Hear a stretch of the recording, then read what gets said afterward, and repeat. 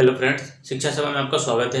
ठीक है फ्रेंड्स, आज की इस वीडियो में हम लोग केमिस्ट्री के एक महत्वपूर्ण टॉपिक पदार्थ में परिवर्तन यानी चेंज इन मैटर के बारे में जानेंगे।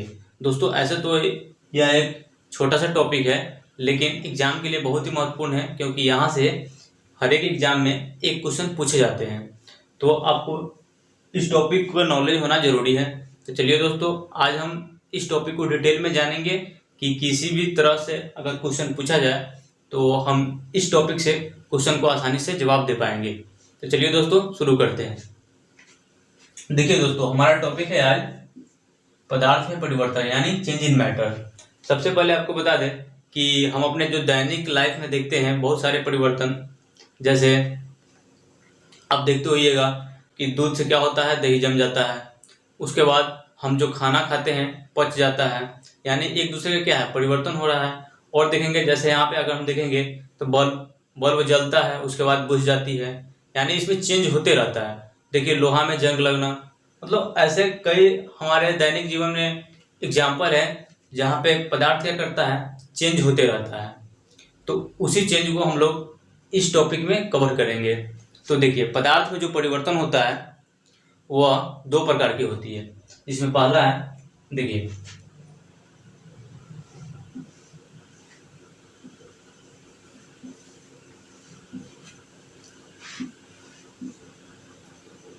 पहला भौतिक परिवर्तन,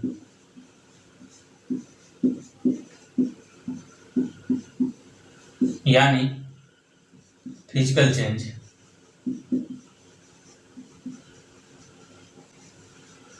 और दूसरा है रासायनिक परिवर्तन,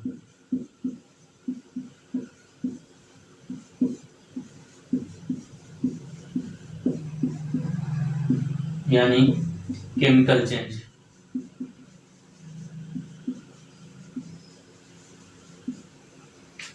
तो दोस्तों, हम लोग जानेंगे कि जितने भी पदार्थ में परिवर्तन होता है, वैसे तो यहाँ पे देख ले कि इसको दो भागों में बांटा गया है। पहला का नाम भौतिक परिवर्तन है और दूसरा का नाम क्या है, रासायनिक परिवर्तन।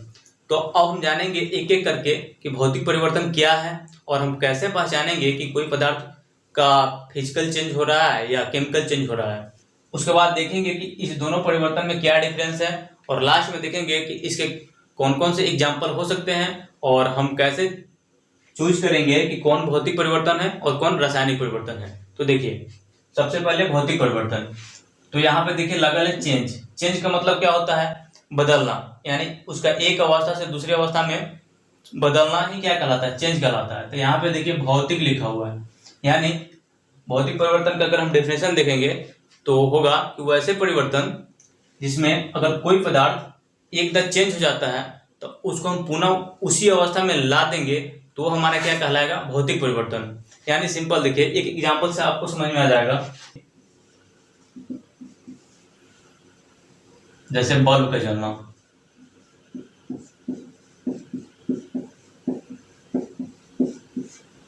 जैसे देखिए दोस्तों, अगर आप कोई भी बल्ब है, अगर बल्ब आप करंट देते हैं तो क्या होता है, वह जलता है। लेकिन जब करंट को हम खत्म कर देते हैं तो वह बल्ब क्या होती है, बुझ जाती है, यानी पुनः वो अपनी अवस्था में आ गए। तो इस प्रकार के अवस्था को हम क्या बोलेंगे, भौतिक परिवर्तन। और एग्जांपल देखिए,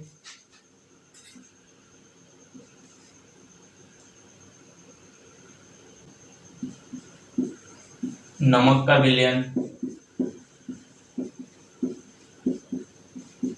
उसके बाद शक्कर का जल में घुलना, उसके बाद मोम का पिघलना।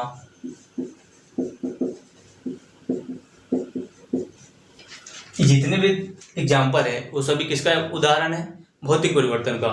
अगर आप गौर से देखेंगे इस सभी परिवर्तन में तो क्या है, जैसे अगर आप अगर हम लेंगे नमक का विलयन, तो इसमें जब हम नमक को जल में घोलते हैं तो घुल जाती है। इसी को जब हम फिर वाष्पीकरण कराएंगे तो पुनः यह नमक के रूप में प्राप्त हो जाती है, यानी यह जिस अवस्था में थी उसी अवस्था में आ गए। तो इस परिवर्तन को हम क्या बोलेंगे, भौतिक परिवर्तन। और आप आसानी से भी पहचान सकते हैं कि कोई भी अगर एग्जाम्पल दिया जाए तो कौन सा परिवर्तन है, तो हम इससे आसानी से पकड़ सकते हैं। लेकिन देखिए रासायनिक परिवर्तन में क्या होता है कि इसमें अगर कोई भी पदार्थ एक बार चेंज हो जाती है तो उसको दोबारा उस अवस्था में नहीं लाया जा सकता है, तो उसको हम क्या बोलेंगे, रासायनिक परिवर्तन। जैसे देखिए इसका एग्जाम्पल देखेंगे हम लोग, तो देखिए दूध से दही बनना। दोस्तों आपको पता है कि अगर दूध से एक दही बन जाएगा तो हम दही से दूध में नहीं ट्रांसफर कर सकते हैं या नहीं बदल सकते हैं, तो यह कौन सा परिवर्तन होगा, रासायनिक परिवर्तन। और देखिए एग्जाम्पल, प्रकाश संश्लेषण की क्रिया।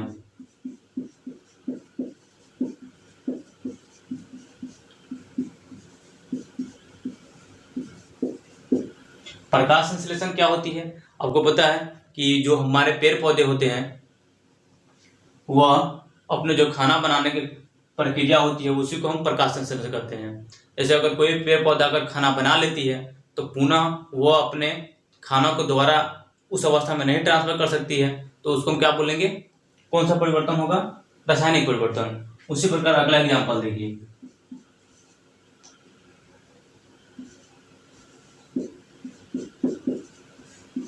कागज का जलना। दोस्तों कागज क्या, अगर कोई भी पदार्थ अगर जलता है तो उसमें कौन सा परिवर्तन होगा, रासायनिक परिवर्तन। क्योंकि रासायनिक परिवर्तन का क्या डेफिनेशन है कि एक बार बदल जाती है तो पुनः वो अपनी अवस्था में नहीं आती है, उस परिवर्तन को क्या बोलेंगे, रासायनिक परिवर्तन। और देखिए एग्जाम्पल, लोहे में जंग लगना।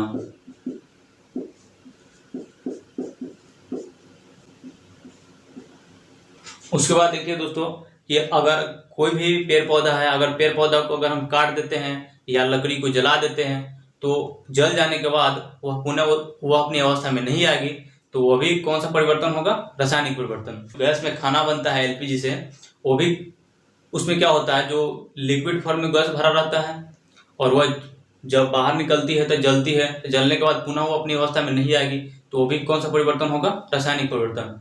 ऐसे हमारे दैनिक जीवन में बहुत सारे एग्जाम्पल हैं जो कि भौतिक परिवर्तन का भी उदाहरण है और रासायनिक परिवर्तन का भी उदाहरण है।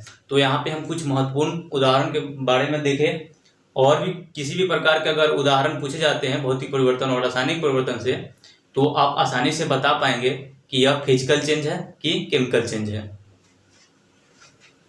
तो दोस्तों यहाँ तक तो हम देख लिए, अब हम देखेंगे कि फिजिकल चेंज और केमिकल चेंज में क्या क्या और होता है। देखिए दोस्तों, भौतिक परिवर्तन, रासायनिक परिवर्तन, तो इसमें एक चीज आप ध्यान से देखे होइएगा कि जो भौतिक परिवर्तन है बदल जाने के बाद पुनः वो अपनी अवस्था में आ गई है, यानी इसका मतलब यह हुआ कि इसमें कोई नया पदार्थ का निर्माण नहीं होता है। तो सबसे पहला इसका डिफरेंस यही है कि इसमें नया पदार्थ का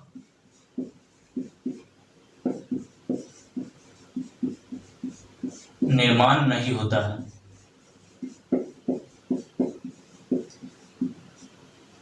लेकिन इसमें देखिए रासायनिक परिवर्तन में क्या था, जैसे हम कागज को जलाएंगे तो किस में बदलेगा, राख में। अगर दूध को जब जमाइएगा तो किस में बदलेगा, दही में। यानी दूध से दही, यानी इसमें क्या हो रहा है, नया पदार्थ का निर्माण हो रहा है। तो केमिकल वाला में क्या होगा कि इसमें नए पदार्थ का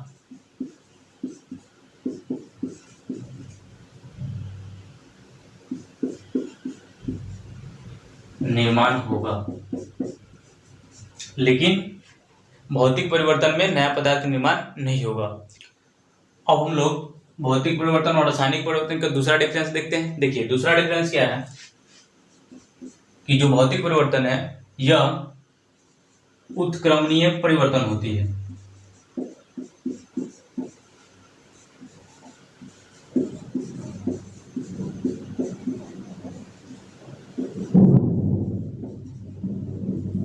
अब उत्क्रमणीय परिवर्तन क्या है, देखिए दोस्तों, उत्क्रमणीय परिवर्तन वैसे परिवर्तन को कहते हैं, जैसे सबसे पहले तो इसका साइन देख लीजिए, इसका साइन इस तरह होता है। इसका मतलब क्या हुआ कि कोई पदार्थ इधर से पहले चेंज हुई, अब फिर वह चेंज होकर पुनः वो अपनी अवस्था में आ गए, इसीलिए इसका क्या नाम है, उत्क्रमणीय परिवर्तन, क्योंकि भौतिक परिवर्तन में यही होता है कि कोई पदार्थ एकता बदल जाता है और पुनः वो अपनी अवस्था में आ जाता है, इसीलिए इसको हम क्या बोलते हैं, उत्क्रमणीय परिवर्तन। लेकिन रासायनिक परिवर्तन क्या होता है, इसमें तो कोई पदार्थ एकता चेंज हो जाने के बाद पुनः वो अपनी अवस्था में नहीं आती है, इसीलिए इसको उत्क्रमणीय परिवर्तन न कह के इसको कहा जाता है अनुत्क्रमणीय।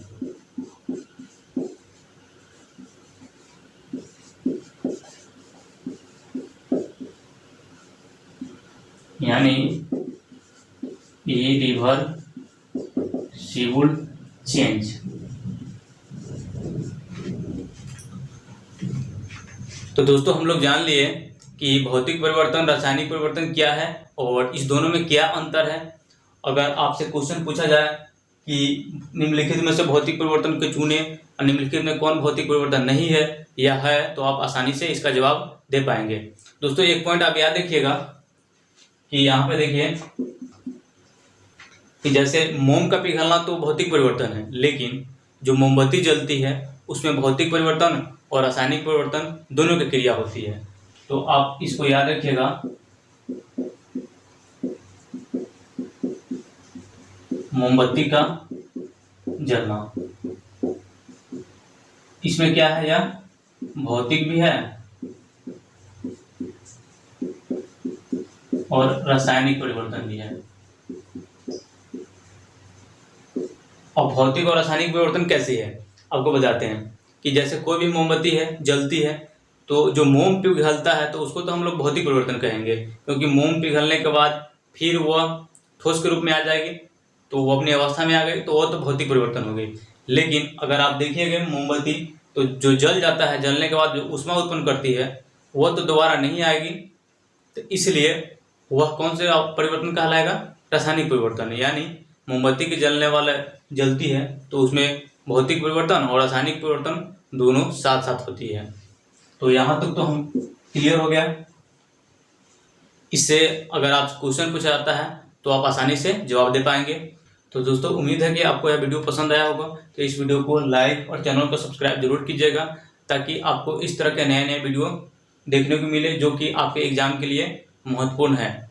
तो फिर मिलते हैं नेक्स्ट वीडियो में। इस वीडियो को देखने के लिए आपका बहुत बहुत धन्यवाद।